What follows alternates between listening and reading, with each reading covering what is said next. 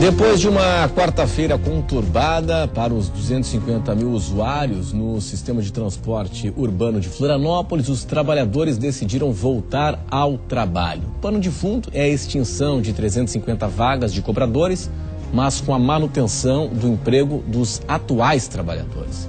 O sistema está em xeque também com um novo consórcio, porém com as mesmas empresas que já operam na capital. Mas tem ainda a questão legal. Advogados apontam a ilegalidade da paralisação de hoje, que não respeitou liminar que determina a frota mínima de circulação. A Justiça do Trabalho marcou para a próxima segunda-feira audiência de conciliação. Conversas Cruzadas na TV Com irá discutir este assunto a partir de agora.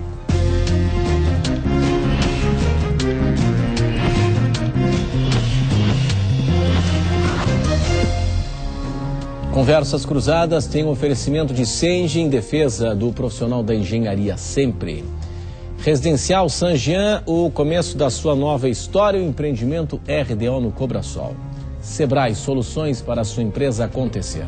Quevedo Ótica, 25 anos de tradição em Santa Catarina.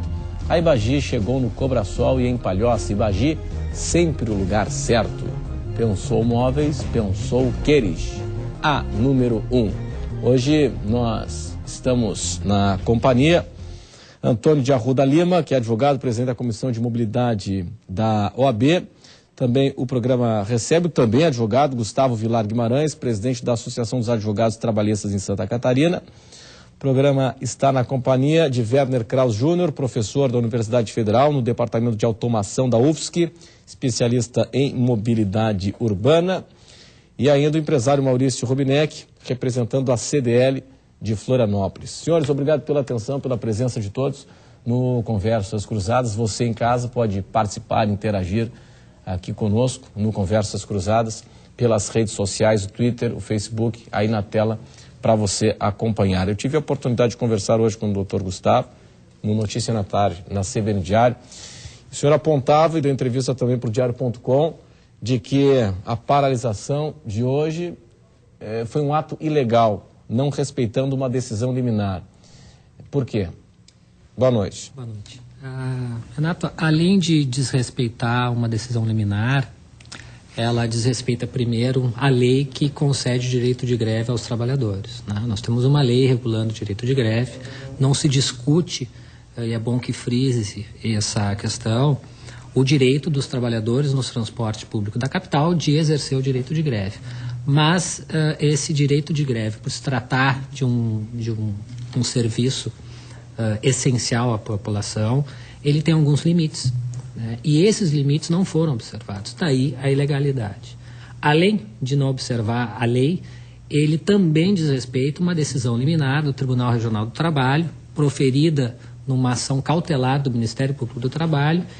E justamente, em função de termos aí mais um ano com esse movimento, não é uma novidade para a população essa questão, o Ministério Público do Trabalho ajuizou essa cautelar para que toda e qualquer paralisação do transporte público da capital observasse a lei e ficou daí especificamente determinado uma cota de cumprimento parcial, de frota mínima, digamos assim, para cumprimento da lei. Isso também não foi observado. Então, a paralisação, apesar de ser um direito legítimo, ele não está sendo exercido corretamente porque ele está afrontando a lei e uma decisão do Tribunal Regional do Trabalho. É perigoso para a democracia como um todo, quando nós temos decisões judiciais, isso acontece por todo o Brasil. Temos aí uma enxurrada de paralisação, de greve no transporte por todo o Brasil, com decisões que determinam, né, com decisões que apontam a obrigatoriedade de frota mínima, que também não é respeitada em grandes cidades, na maioria das cidades, enfim. Na medida em que a decisão judicial não é cumprida, qual é o risco disso, hein, para a nossa democracia, no seu entendimento? Boa noite. Boa noite, Renato. Prazer estar aqui na Conversas Cruzadas e, mais uma vez, estamos discutindo essa questão da paralisação.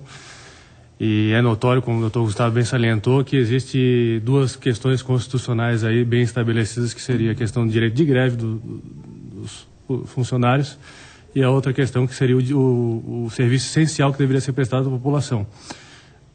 Nós temos que o judiciário, são entregues os fatos ao judiciário e ele deveria se pronunciar como direito, como bem fez. Estabelecer esses critérios de notificação mínima de 72 horas. A questão da frota mínima em horários de pico de 80% e fora de pico em 60% da frota. E nós entendemos que o judiciário, vamos colocar de uma maneira bem simplória, que o judiciário seria a última instância de uma discussão em que ele diria o que deveria ser determinado, o que deveria ser cumprido. À medida que há um desrespeito do judiciário, uma notória fragilidade do judiciário, a gente fica com insegurança em que órgão, ao final, nós vamos confiar se a determinação judicial não é entregue da maneira adequada à população. Então nós vemos aí que o entendimento é que o judiciário, ele, através desse cumprimento de sentença, dessa decisão liminar, dessa cautelar, ele deveria atribuir, inclusive, penas do Código Penal de crime de desobediência. À medida que está sendo descumprida essa questão, é um crime de desobediência, né? Ele deve ser aplicado para que não fique essa fragilidade, porque a gente tem essa segurança jurídica que isso daí vai ser cumprido. Qual é a pena do crime de desobediência? É de 15 a 6 meses de detenção e sem prejuízo de multa, né? A multa já vem sendo aplicada como uma penalidade constante. Mas nesse caso alguém precisa denunciar? Não há necessidade de denunciar. O próprio juiz detectando isso, existem algumas vertentes que falam que seria um crime de flagrante continuado. Enquanto a paralisação perdurar, existe um flagrante, deve ser comunicado à autoridade policial para que seja realizado o inquérito policial e seja tomada a medida cabível num processo... Tá, mas nesse caso é uma paralisação de 24 horas, termina às 3 da manhã, aí já vai ter ônibus circulando novamente e tal. Quer dizer, terminada a paralisação, há alguma possibilidade disso acontecer? Pode ser instaurado inquérito aí, não existe mais a questão do flagrante, até porque como é uma pena de prazo reduzido, ela não teria a questão de manter a prisão em si, mas seria mais uma característica punitiva para que isso pare de ser utilizado como um instrumento, porque nós vemos aí a questão do bom senso. Nós temos 250 mil usuários com 350 trabalhadores. Existem as questões da discussão do contrato, do consórcio, enfim, mas isso daí tem outras medidas que não seria adequada a paralisação em si, em prejuízo da população, da grande massa da população. Claro. Hoje a gente viu aí pelas imagens, o centro estava morto, né? Estava parado. O comércio com dificuldade, o RBS Notícias, TV Com mostraram aí também os funcionários, balconistas mais cuidando do estoque, limpando as prateleiras e tal, porque não tinha cliente. Isso quando já não faltou o próprio trabalhador, o cliente também não compareceu. É possível mensurar o prejuízo no comércio da capital com o que aconteceu hoje? Boa noite. Boa noite, Renato. Boa noite a todos da mesa aqui e aos telespectadores.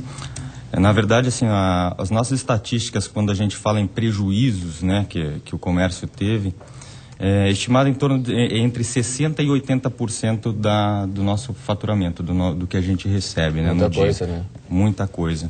Então, além dos prejuízos que a gente diz respeito em relação ao faturamento, existem os prejuízos do funcionário, que também depende daquilo para ter uma remuneração adequada. Deixa de vender, deixa de ganhar comissão? Deixa de vender, deixa de ganhar comissão. Também tem a questão do transtorno causado na falta de locomoção, onde muitas vezes o próprio empresário ele disponibiliza outros funcionários para estar pegando esse pessoal, para estar levando, acaba abrindo a loja mais tarde, acaba fechando a loja mais cedo. A falta de segurança não leva os próprios funcionários para o trabalho, porque não sabe se vai ter alguma revolta da população. Então são situações onde nós, tanto trabalhadores quanto empregados do comércio, a gente fica refém a uma situação onde a gente já vem trazendo isso há alguns anos. Então o que a gente precisa hoje é realmente ter uma atuação, né, dos órgãos responsáveis para que a gente não fique à mercê, para que realmente a gente consiga dar continuidade a um trabalho, fomentar o emprego, fomentar o trabalho, dar dignidade às pessoas que querem trabalhar de uma maneira correta. Então isso, infelizmente, não está acontecendo. E no caso, a manifestação, né, a ação da CDL é mais de repudiar a greve e de lamentar o episódio? De maneira alguma. O direito de greve a gente respeita ele, porque é um direito, né, de todos os trabalhadores, porém da maneira que ela está sendo feita hoje, ela não está sendo respeitada, eles não estão respeitando a população. Então acaba que a gente repudia assim, nesse sentido de não ter o efetivo mínimo para que a gente consiga estar levando os nossos empregados para casa, estar trazendo para o trabalho, mas não repudiamos o direito em si da greve. Todo mundo tem o direito de fazer greve, porém atrapalha muito quando não é cumprida determinada lei. A gente se sente refém, né, de uma situação que já foi exposta, que já está sendo recorrente e que infelizmente a gente não consegue ter forças para mudar. E realmente isso já está causando revoltas, inclusive dentro do próprio empresariado, da própria população, do próprio empregado do comércio. Bom, é o seguinte, professor Werner, temos aí o pano de fundo a questão do cobrador de ônibus. E é bom que se diga o seguinte, né? No início até, eu estou voltei de férias agora, voltei ontem, e antes de sair de férias, tirei de 15 dias e já estava esse rolo. Voltei de férias, não foi resolvido. E já estava uma discussão, mas não estava muito claro para a sociedade, porque a prefeitura dizia, estou garantindo o emprego. O sindicato dizia, vão demitir. Bom, agora acho que as coisas já ficaram mais ajustadas, né? A situação é a seguinte, a prefeitura garante o emprego de quem está empregado hoje. Agora, a partir do momento em que aquele cobrador de ônibus sair, ou se aposentar, enfim, ou for demitido por justa causa, aquela vaga não será preenchida novamente, deixa de existir. É disso que nós estamos tratando, 350 postos de trabalho. A figura do cobrador de ônibus é importante hoje? Pois não, Renato, boa noite aos demais colegas da mesa, boa noite também aos telespectadores em casa. De fato, voltando só um pouquinho à questão da democracia Sim. e do direito à greve e tudo mais, né? Eu não vejo assim que a democracia esteja sendo desrespeitada. Eu acho que há a questão das penalizações quando a greve é considerada abusiva, a multa, enfim, eventualmente prisão de dirigentes, sei lá o quê. O sindicato, obviamente, percebeu, fez uma conta e chegou à conclusão que era melhor partir para um enfrentamento radical, mesmo que ao arrepio aí de algum código, de alguma outra tratativa que já tenha sido estabelecida no judiciário, não é correndo o risco da sanção. Quer dizer, está tudo dentro do escopo democrático, né? Não há nada de antidemocrático aqui nesse movimento. Há sim, claro, o risco de serem penalizados por um excesso, de acordo com a palavra dos advogados. Então, para mim, na verdade, o sindicato chegar nessa radicalização demonstra a extrema preocupação da categoria com relação ao que está acontecendo nos transportes, seja em Florianópolis, seja na região metropolitana, né? Com essa onda de licitações que estão vindo aí, novos contratos, enfim, uma insegurança para o trabalho. Por outro lado, também para o motorista, e eu confesso que eu não fiz o dever de casa, não vi qual é o salário do cobrador. Mas o salário do motorista é R$ 1.700. Quando o Diese recomenda como salário digno do trabalhador, o mínimo, né, para o trabalhador digno e tal, é R$ 3.000 por mês. Então nós estamos aí falando de uma categoria que não é certamente uma categoria avantajada em termos de vencimentos, né? Bom, dito isso, a questão dos cobradores, né, das 350 vagas de cobrador, o sistema atual, ele não tem como não funcionar sem cobrador. Porque a gente sabe que para uso do transporte, o primeiro critério que o usuário observa é o da velocidade, o tempo de trajeto. O segundo é a regularidade, quer dizer, ele quer chegar às 8 horas no ponto e saber que o ônibus das 8 vai passar. E que esse ônibus vai rápido para o destino. Ora, no sistema atual, sem cobrador, o motorista teria que fazer a coleta do recurso. E as filas que se formam na entrada dos ônibus, que já são grandes em alguns momentos, se tornariam ainda maiores, atrasando ainda mais a viagem, deteriorando a qualidade do serviço, né? Num sistema com catracas como o nosso, onde o próprio usuário é tratado como suspeita, né, pelo arrecadador, aquele sistema de catraca, que a gente não vê na Europa, não vê nos Estados Unidos, só tem aqui, né, em alguns outros países. Certamente a figura do cobrador não é tão fácil de se desfazer, não é? Claro, se a gente imaginar que o sistema pudesse operar com linhas troncais, expressas, por exemplo, sai de um terminal e vai para outro terminal, só passando por estações de pré-embarque, onde o passageiro já pagou a passagem na estação, né, ao longo do caminho. Como em Curitiba, por exemplo, como já tem em Blumenau, né, tem 4 estações dessas operando no sistema de Blumenau, aí sim, num ônibus desse não tem por que ter cobrador, né? Eventualmente, ali um agente de bordo, como o Citraturb está tentando tratar o camarada, talvez tivesse alguma utilidade, mas, no geral, nas outras linhas que não são expressas, nas linhas que são paradoras, que param em pontos convencionais, para bem da operação do sistema, é útil, é interessante que haja um cobrador a bordo. Ou seja, vai ser um sistema misto, onde eu imagino que os cobradores que hoje sairiam das linhas expressas vão passar a ocupar postos de trabalho nas estações de pré-embarque, onde o ônibus passaria, né, para pegar passageiros, de forma que eu não vejo assim exatamente uma redução dos postos de trabalho no sistema de mobilidade. Ainda mais pelo seguinte, na abertura, né, a gente viu ali o dado de 250 mil usuários do transporte coletivo em Florianópolis. Na verdade, não é bem isso, né? São até 250 mil viagens no sistema. Mas como tem muito usuário fazendo o pendular, né, indo e vindo, né, aí vamos pôr na casa de 150 mil usuários, né, 160 mil para 250 mil viagens. Né? O que nós queremos é que esse sistema tenha 500 mil viagens, nós queremos ter 600 mil e um sistema metropolitano integrado. Então a gente quer que os carros saiam da rua. Bom, mas daí então a gente já entra para uma discussão de conceito, de sistema, de modelo, do novo edital, se vai melhorar, se não vai melhorar. Perfeito. Segundo o próprio contrato, essa é a previsão. Eu estive pessoalmente em conversas com o secretário municipal e com o diretor de transportes. Nós conversamos por longo período a respeito do contrato e essas questões que foram suscitadas aqui das áreas de embarque, enfim, eram as questões previstas no novo contrato, vamos supor. Antônio, infelizmente não é bem assim. O novo contrato, ele muda algumas coisas, mas o objeto da licitação e do contrato é o sistema como ele opera hoje. A bilhetagem eletrônica, por exemplo, eu tenho um problema como usuário de ônibus para recarregar o meu cartão. Porque eu moro no Córrego Grande, faço muito trajeto para a universidade, ou então pego o amarelinho para vir para o centro e não para em terminais. E eu só posso recarregar cartão em terminal. Quer dizer, é um absurdo que, para ter o direito do desconto no pagamento em cartão, eu tenho que me dirigir fisicamente a um ponto que não é o do meu destino, que não é o do meu trajeto. Quer dizer, dificultando a vida do usuário. Exato, e isso está lá no edital. Quer dizer, o sistema de bilhetagem previsto é exatamente o que está em operação. As linhas não foram reformuladas, a gente sabe que tem um problema seríssimo de integração de linhas aqui em Florianópolis, os tempos de viagem são muito grandes por conta da integração. Então, em que pese assim, o otimismo e a avaliação positiva que se faz lá na Secretaria de Mobilidade, a realidade do contrato e a realidade do edital é de manutenção de um sistema como está, por 20 anos. Então, claro, bom, vamos lá, a gente considera que os empresários também vão estar sensíveis a melhorias estruturais na instalação de corredores de ônibus, por exemplo, que venham a exigir linhas transversais às regiões onde eles operam de forma exclusiva. Então, eu explico. Por exemplo, a Canasvieiras opera no norte da ilha. E no consórcio formado para a licitação, ela vai continuar operando no norte da ilha. E o ônibus da Canasvieiras vai ter dificuldade em fazer a operação até, digamos, o Rio Tavares.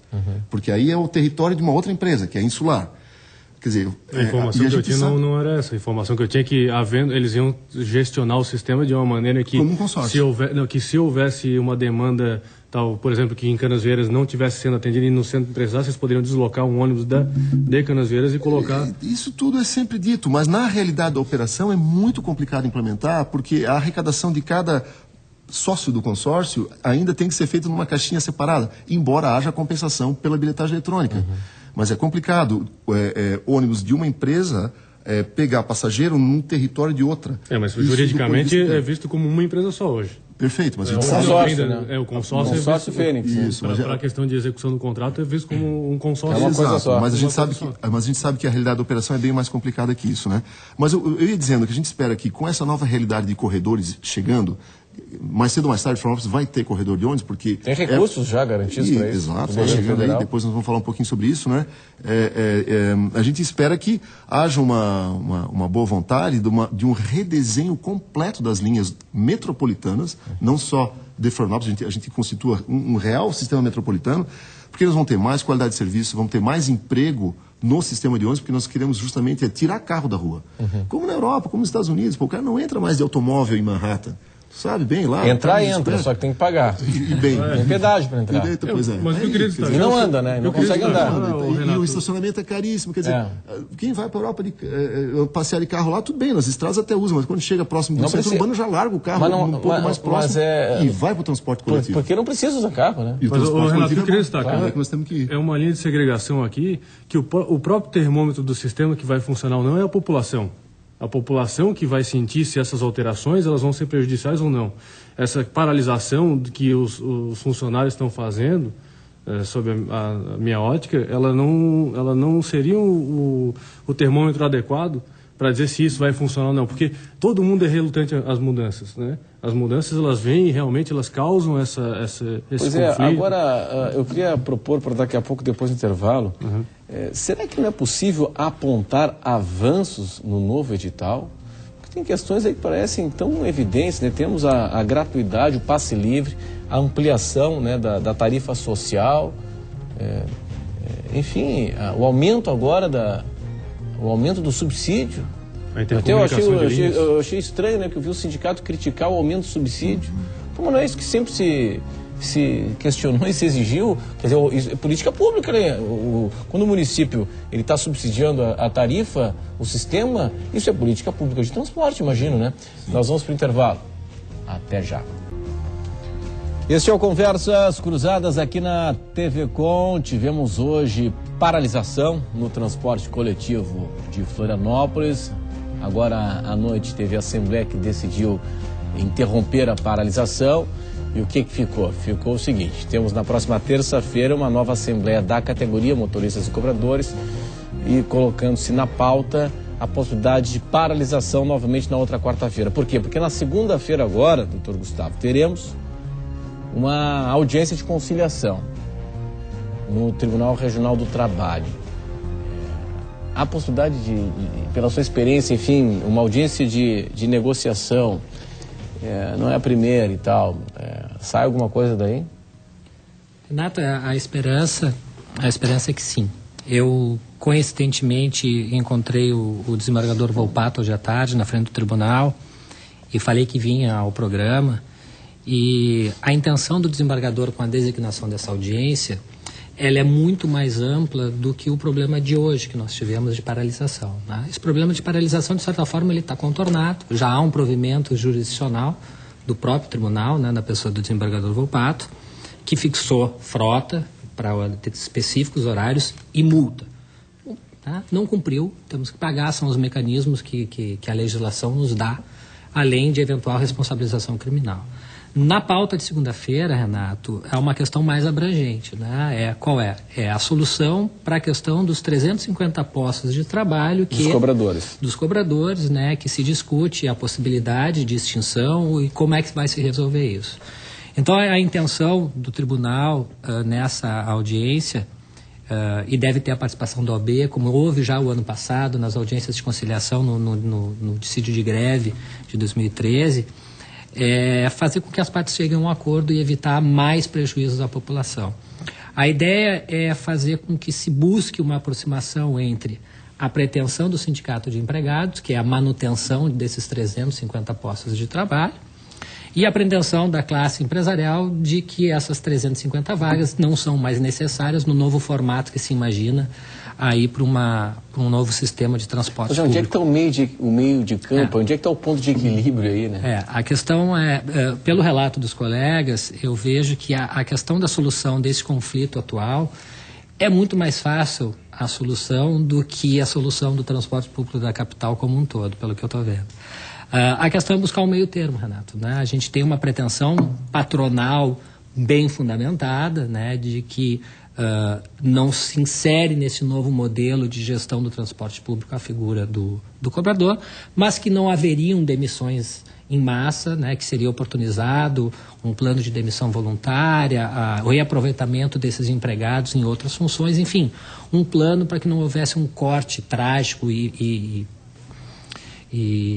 total de 350 postos de trabalho.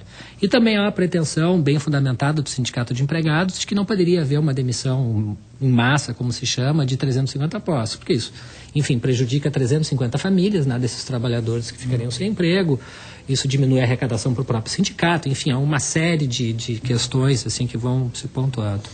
A ideia, e falando novamente da minha conversa com o desembargador Volpato, é mediar essa aproximação entre as propostas, ou eventualmente arbitrar uma solução para esse problema. Vamos talvez fazer um programa de demissão voluntária, vamos tentar realocar os trabalhadores em algum lugar, enfim, vamos buscar uma solução que seja boa para todo mundo, para que isso seja transposto esse problema e a gente volte a ter um serviço, né, sem sem nenhum terrorismo de saber se amanhã teremos ou não teremos transporte público na capital. Agora, é interessante o seguinte, né? Mesmo quando o transporte está operando normalmente, é um problema também, né? Para o lojista, quer dizer, pela dificuldade do sistema, pelo custo que isso acarreta. É um problema também quando o sistema está, digamos assim, normal para o lojista, o próprio sistema ou não? Na verdade, ele entra na normalidade do nosso cotidiano do dia a dia. Não existe nenhum problema em si do transporte, né? Existe uma dificuldade realmente devido à questão do transporte em si, de como ele é elaborado hoje, mas hoje a gente já tem essa rotina, a gente já tem essa desenvoltura da pessoa saber que horas que vai pegar, se vai demorar, se não vai, para já poder se programar. Então hoje eu não tenho uma dificuldade, mas sim poderia haver uma melhora expressiva, né, em termos de qualidade de vida do funcionário. Inclusive, quando a gente fala de postos de trabalho, no comércio hoje a gente tem uma infinidade de oportunidades de emprego. Tá? Então a gente é muito carente, então realmente só não trabalha nesse município quem não quer. Eu vou falar a verdade isso, tá? Então se precisarem de emprego mandem currículo para o CDL, mandem currículo para os lojistas, que com certeza eles serão realocados, tá? A CDL já manifestou isso, né? na primeira movimentação que houve no início do mês, desculpa te interromper, falando justamente isso, que esses trabalhadores que sairiam do sistema público seriam absorvidos facilmente pelo comércio. Até porque, um dado interessante, a atividade do cobrador de ônibus é uma atividade que, de certa forma, familiar à atividade do comércio e seria de fácil aproveitamento esses trabalhadores. É mais um argumento importante para a audiência de segunda-feira proposta pelo Tribunal do Trabalho. Mas voltando ao que o Renato falou, a gente tem uma dificuldade em termos assim de locomoção do próprio transporte coletivo, né? Então, às vezes, há atraso por conta de gargalos que a gente encontra aí no trânsito, né? Mas, enfim, a dificuldade realmente é quando ocorre a greve, quando a greve não é exatamente anunciada com antecedência para que a gente possa se programar. Normalmente as greves ocorrem à noite, no momento onde a gente já não tem o recurso de estar no corpo a corpo com o nosso funcionário para tentar fazer uma programação, onde seria o justo para nós, inclusive, né? Mas isso, infelizmente, a gente recebe a notícia que vai ter greve às 11 horas da noite. Então, é uma falta de respeito, acredito que com os trabalhadores, né, conosco, por conta de uma situação que a gente se torna refém. Sabe que eu estava conversando um tempo atrás com o Fábio Queiroz, da Abrazel, bares e restaurantes, e ele dizia o seguinte, que essa dificuldade também de você contratar gente, contratar funcionário para trabalhar em bar e restaurante no período da noite, né, que quando operam inúmeros desse segmento, né, de estabelecimentos de bares e restaurantes, porque não tem transporte depois do expediente. Um negócio que parece piada, mas é isso mesmo. Não tem transporte, o pessoal não tem como voltar para casa. E aí é mais um custo ainda para levar em casa o funcionário e tal. Vamos ver o que está chegando aqui do pessoal em casa. Pode ser agora, Felipe. Lorival Amorim diz assim, eu gostaria de saber quantos reais foram pagos até hoje de multa por não atendimento às determinações da Justiça pelos sindicatos dos trabalhadores. Então tá, obrigado, Lorival. Normalmente acaba havendo anistia da multa no acordo? Não, ou não? Ou se paga a multa? Não, eu desconheço a anistia em casos de multas já aplicadas pelo tribunal, Renato. Fazendo-se um fato recente, no começo desse ano nós tivemos um desconto durante um mês, período de 30 dias na tarifa do transporte público, justamente em função do pagamento de multa fixada pelo Tribunal Regional do Trabalho. Teve contas bloqueadas. Exatamente, tá? Nós temos... até onde eu tenho conhecimento... Sindicato patronal nesse caso, né? A multa, no caso, era para os dois sindicatos. Era do dissídio de greve de 2009, salvo engano. Tá? Há duas cobranças de multas já aplicadas pelo tribunal em andamento. E, óbvio, isso é um processo, né? Há direito de recurso, enfim, tem todo o trâmite processual. Mas há, sim, duas execuções em andamento. E hoje o Ministério Público já peticionou no processo, nessa cautelar, pedindo a aplicação da multa fixada pelo desembargador Volpato para a paralisação de hoje. Então isso existe sim. Mas isso inibe a ação do sindicato? O Werner falou muito bem no começo, né? Todas as ações são muito bem pensadas, né? Esse cálculo certamente é feito pelo sindicato, é sabedor da aplicação da multa, é sabedor dos riscos que tem. Enfim, né? Acho que é uma conta feita pelo sindicato. Acredito que eles entendam que vale a pena correr o risco, discutir judicialmente a multa, para no futuro tentar um acordo, né? Há a possibilidade de melhorar a força do movimento grevista, né? Que no fim é isso. Como todo acordo judicial, a multa pode ser anistiada total ou parcialmente. Isso é do processo. Vamos ver o que está chegando ainda aqui, Felipe, pode ser? Vamos lá. O Leandro Batistotti Nunes diz assim: a prefeitura não poderia seguir o exemplo de Curitiba. Na maioria das linhas não tem cobrador no ônibus, e sim no ponto, estação, tubo. Isso agiliza sobremaneira o embarque. Bom, o seguinte, o Maurício é de Curitiba, lá funciona bem? Funciona perfeitamente. Na verdade, eu tenho até saudade do transporte coletivo de Curitiba. Cresceu muito, faz muito tempo que eu vim para cá. Mas a gente sentiu que com o inchaço da população e até mesmo do número de veículos que transitavam, foi fundamental a gente ter as canaletas de ônibus, foi fundamental a gente ter aquele sistema de transporte que é exemplo para o Brasil, né? Não é novidade para ninguém. Agora, poderia ser utilizado aqui em Florianópolis? Com certeza, Renato. A gente tem estudos aí na universidade mostrando que é possível fazer corredores de ônibus. Bom, o nosso estudo mostra só a região continental, né? Ganhando aí até 3 vezes a velocidade do ônibus, né? Passando de 11 km por hora para 30 km por hora na operação em canaleta exclusiva, ao custo de ter que retirar aí de circulação cerca de 3 mil veículos apenas, 3 mil automóveis, né? Para que os níveis de congestionamento para esses automóveis permaneçam como o atual. Então a gente ganha muito de velocidade do transporte coletivo, né? Com um custo, digamos, bastante pequeno, bastante reduzido, de 3 mil veículos aí, né? Mas, Renato, antes do comercial, a gente falava um pouquinho do financiamento, da questão do subsídio que está entrando agora, que aumentou com o novo edital e tudo mais, né? E aí a gente toca na questão do financiamento, que eu acho que é muito importante para a gente entender até onde é possível aumentar salário de motorista, e de funcionários do sistema de transporte coletivo, seja como sugere o Leandro Batistotti aí na mensagem, né? No sistema de Curitiba, com cobradores ou, enfim, agentes nas estações de pré-embarque, ou mesmo alguns cobradores ainda em linhas paradoras. Tudo isso precisa de dinheiro. Na Europa, no mundo todo, a operação do transporte coletivo é subsidiada. A gente não se dá conta, né? Mas um carro de 30 mil reais que a pessoa queira usar para o seu transporte diário, que tenha sido financiado, custa para essa pessoa R$40 por dia. R$40. É uma conta que dá para fazer com depreciação, com a taxa de juros, com o combustível, com o imposto e tudo mais. Quer dizer, para ter um modo de transporte individual, o sujeito está pagando R$40 por dia. É R$12 mil por ano que se paga, né? Quer dizer, naturalmente o transporte é uma coisa cara. Claro que quando vem para a população pagar a conta de um transporte coletivo, a gente ouve algumas vozes contrárias, mas não deve ser. Tem que ser subsidiado. E nesse sentido, tudo que for recurso público tem que ser bem aplicado nos meios de transporte mais eficientes. E aí o ônibus desponta hoje no mundo, e Curitiba, parece pouca coisa, mas não é. Curitiba, na verdade, é a cidade que botou para o mundo o sistema de ônibus em canaleta exclusiva com estação de pré-embarque. Quer dizer, esse metrô de superfície operado por ônibus nasceu em Curitiba e hoje é o modelo de maior expansão no mundo. Europa, Ásia, Estados Unidos, todo mundo está adotando esse sistema. Curitiba foi a primeira. Se dizia na década de 90 que só em Curitiba pôde dar certo, por questões de malha viária, de planejamento, não sei o que mais. Transpuseram para Bogotá, na Colômbia, com igual sucesso. E a partir dessa experiência de transposição, o negócio se alastrou pelo mundo. Isso aí está acima de metrô de superfície, de metrô subterrâneo? Só não tem o trilho, mas na real é um metrô de superfície. É um metrô de superfície operado por um veículo que é o ônibus, né? Mas aí nessa tocada nós precisamos de dinheiro para implantar esses sistemas. E o que a Prefeitura de Florianópolis está tentando fazer?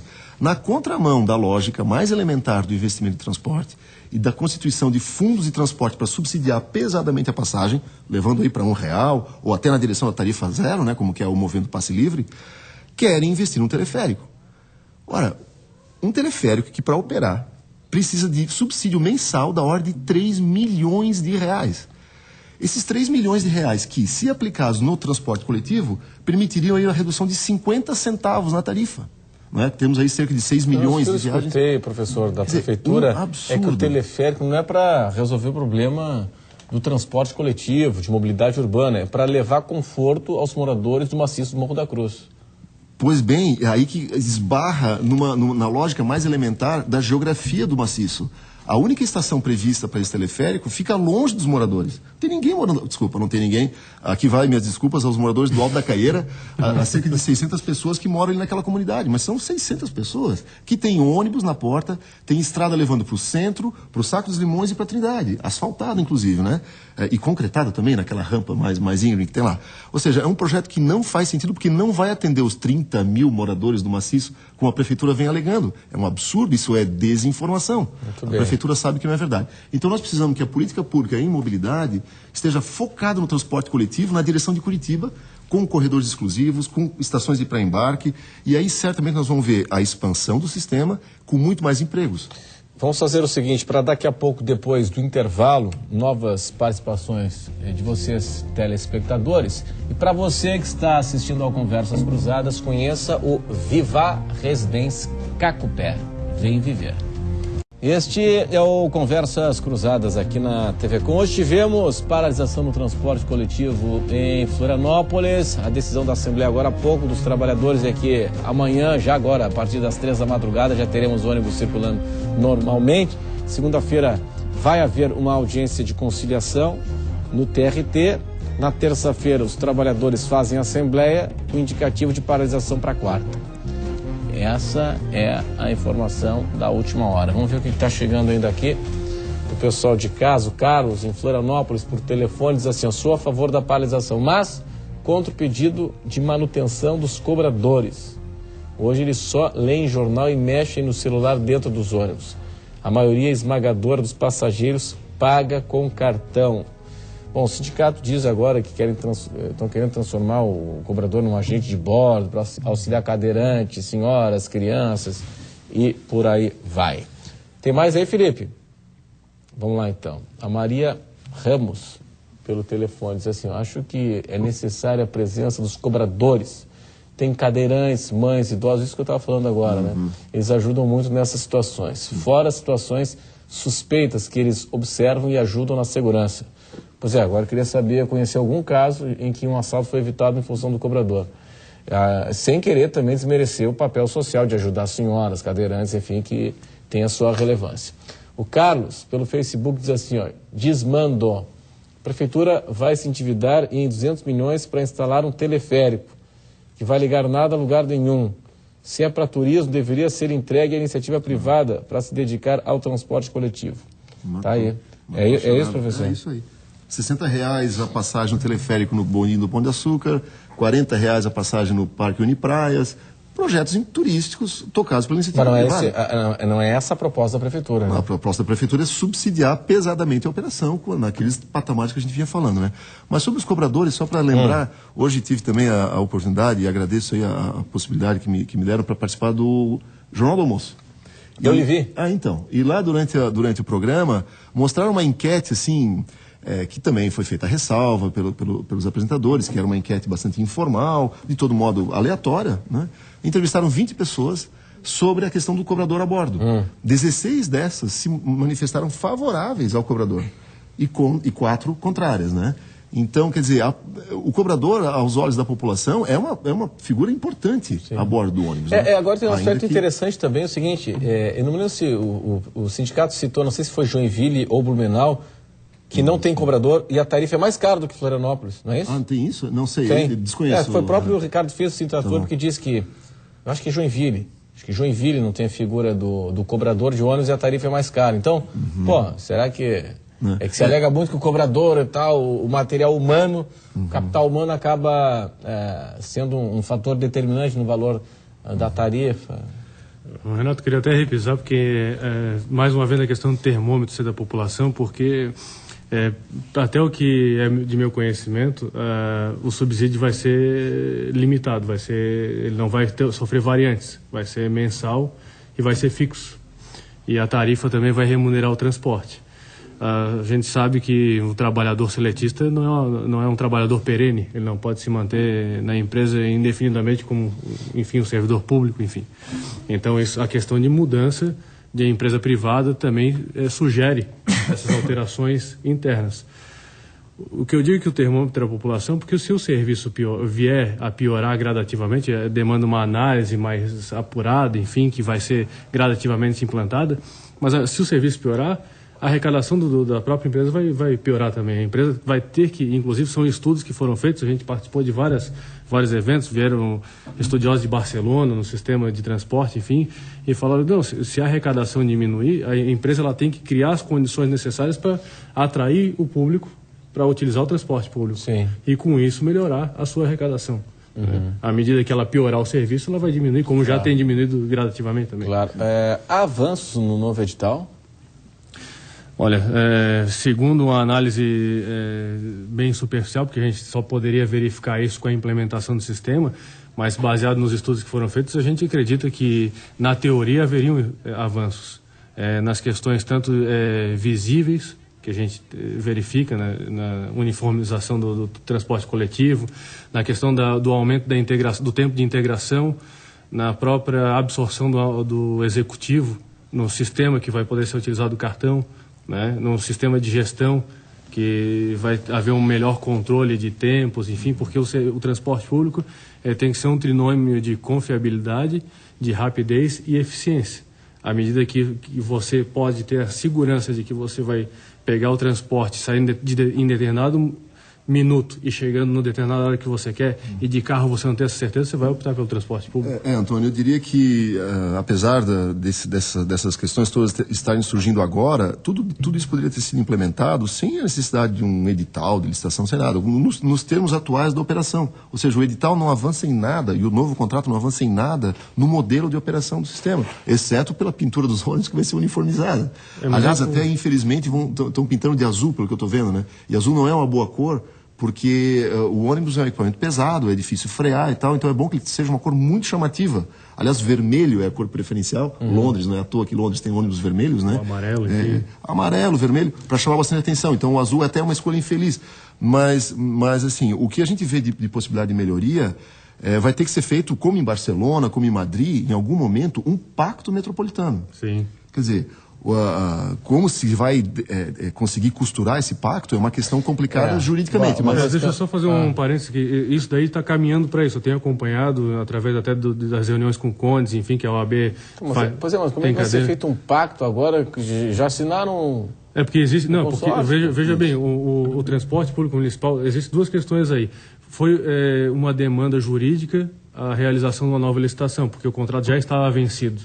E essa demanda jurídica de realizar, o Ministério Público tem cobrado de vários municípios a realização de licitações de transporte coletivo, como vários têm feito a licitação. É claro que não poderia o novo contrato prever coisas inexequíveis, né, porque as condições técnicas não permitiriam, inclusive existe uma carência desse edital de 6 meses para implantação, porque não permite a execução imediata. A gente sabe por condições técnicas. Mas essa obrigação legal ela veio através disso aí. E é importante dizer que esses outros tipos de paralelos de transportes em outros países, enfim, ele tem sido amplamente utilizado e é uma alternativa interessante. Antônio, assim, eu acho que não é... Desculpa, professor, preciso chamar um intervalo comercial agora, né, Felipe? Então, nós vamos para o intervalo e em instantes estaremos aqui de volta. Até já. Transporte coletivo é o nosso assunto hoje. O transporte coletivo de Florianópolis, que não operou nesta quarta-feira em função da paralisação dos motoristas e cobradores. Estamos na reta final. A gente estava falando agora há pouco sobre o edital.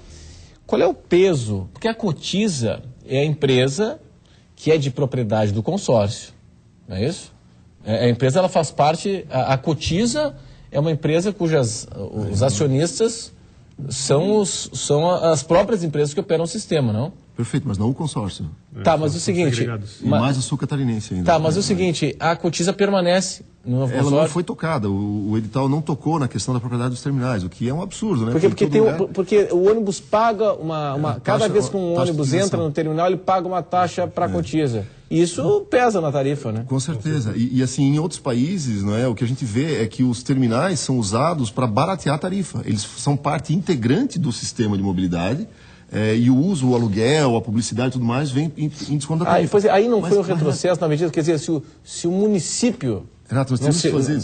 Não fosse o proprietário, né? Bom, assim, tem a questão contratual, mas... nós temos que fazer um programa poderia ter específico mexido sobre nisso, a licitação, né? Seria um programa bacana da gente analisar a fundo esse edital. Mas a parte do edital, acho que assim, tem que ter investimento público na questão da mobilidade para melhorar o sistema, para que os subsídios possam ir para melhorar salário, para melhorar a eficiência e tal, né? Então, o que a gente vê aqui em Florianópolis, infelizmente, é um debate assim, que às vezes se presta atenção para monotrilho. Até o aquaviário, com todo respeito, é um sistema complicado e caro de implementar aqui para nós. Teleférico, quer dizer, um monte de bobagem que o pessoal fala, quando a solução está ali a 300 quilômetros de distância em Curitiba, implantada já desde 1990, que é para onde a gente devia estar indo, né? Então, assim, eu acho que para melhorar o sistema, para diminuir a frequência das greves, para melhorar salário e tudo mais, só com investimento público de qualidade num sistema metropolitano integrado de corredores de ônibus. A moda de Curitiba, né? E aí funciona. Bom, o seguinte, a OAB segue acompanhando esse clima todo aí, né, de instabilidade. De que forma? A gente tem trabalhado em conjunto, o doutor Gustavo, inclusive, participou da audiência lá em 2013, ano passado. A gente também teve a oportunidade, através da nossa comissão, também de participar da audiência. Nós temos trabalhado ativamente como a Casa do Cidadão para que a gente possa também atender os anseios da população. É importante dizer que a gente tem atuado ativamente nas questões contratuais, licitações, nas questões trabalhistas dos processos, como bem foi relatado pelo Dr. Gustavo, e temos participado ativamente com a sociedade civil organizada, com a UFSC e com outros órgãos, para que a gente possa ter esse subsídio técnico e jurídico em conjunto, para que a gente possa achar uma solução mais Antônio, convergente, né? Podemos até falar do Plamos, né? Destacar mais uma vez a importância desse projeto do governo do Estado, o projeto Plamos. Com BNDES. Já foi diversas vezes objeto aqui de programas no Conversas, né?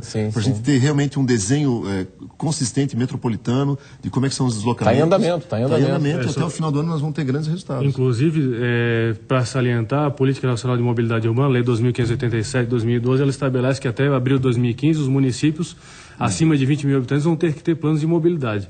Aqui, Florianópolis está caminhando já com o projeto de lei da criação da região metropolitana, que está inserido dentro do Estatuto das Cidades, da Política Nacional de Mobilidade Urbana, sob pena de não conseguir subsídios do governo federal para essas obras necessárias. Muito Renato, bem. Pois não. Permita só complementar a fala do colega Antônio.